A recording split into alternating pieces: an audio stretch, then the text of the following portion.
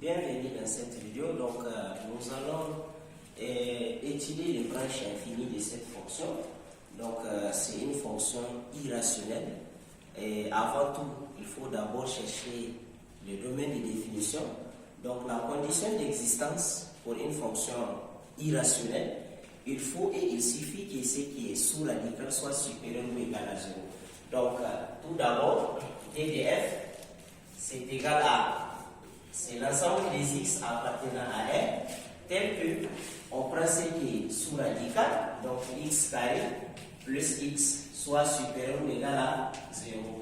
Donc, pour résoudre cette inéquation, c'est les méthodes qu'on voit en classe de seconde, c'est une inéquation du second degré. Donc, quand vous faites les tableaux des signes, finalement, on retrouve d de f, c'est l'intervalle de moins l'infini à moins 1 fermé, union l'intervalle fermé de 0 à plus l'infini. Donc, pour la limite, on voit que la limite, quand x tend vers moins l'infini de f de x, c'est égal à la limite quand x tend vers moins l'infini des racines carrées de x carré plus x. À l'intérieur, c'est une fonction polynomiale, donc il faut prendre le monome le plus haut degré. Moins l'infini au carré, ça fait plus l'infini, donc cette limite donne plus l'infini.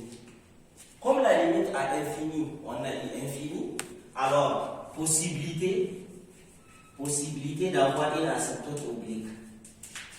D'avoir une asymptote oblique.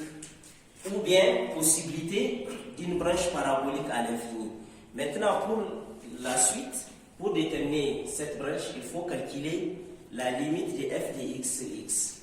Donc, limite, quand x tend vers moins l'infini de f de x sur x, ça va nous donner la limite quand x tend vers moins l'infini des racines carrées de x carré plus x, le tout sur x.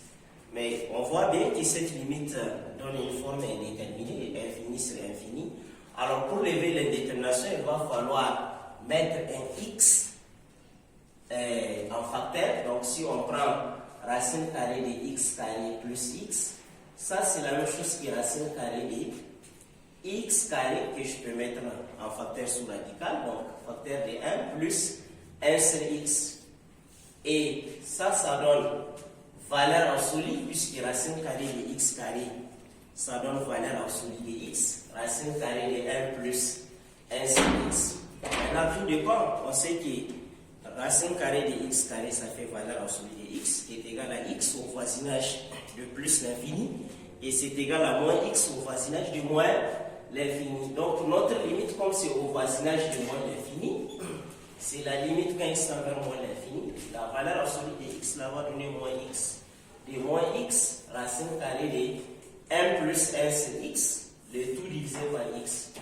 Et tranquillement, on peut simplifier par x, ce qui nous donne la limite quand x tend vers moins l'infini, moins racine carrée de 1 plus 1 sur x.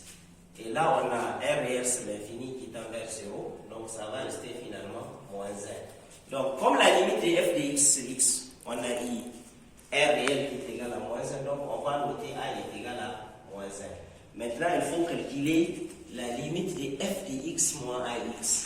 Donc, cette limite va nous donner, quand vous faites f de x moins ax, ça va donner une limite quand x tend vers moins l'infini, des racines carrées de x carré plus x. Et on voit bien que toujours on a plus l'infini, moins l'infini qui est une forme indéterminée. Il faut lever l'indétermination en multipliant par l'expression conjuguée. Et si on part directement, ça va donner la limite. Quand x tend vers moins l'infini, les x carrés vont se simplifier, ça va rester x sur racine carrée de x carré plus x moins x. Mais comme on avait mis un x en facteur, ici, ça va sortir finalement, ça va être la limite quand x tend vers moins l'infini de 1 sur, en simplifiant par x, moins racine carrée de 1 plus 1 sur x, moins 1. Donc la limite là est égale à moins 1, ce qui nous donne la valeur de d.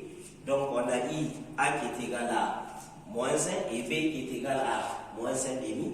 Alors, la courbe CDF admet une asymptote oblique d'équation y égale à ax plus b. Donc, ce qui donne y égale à moins x moins 1 demi. Merci.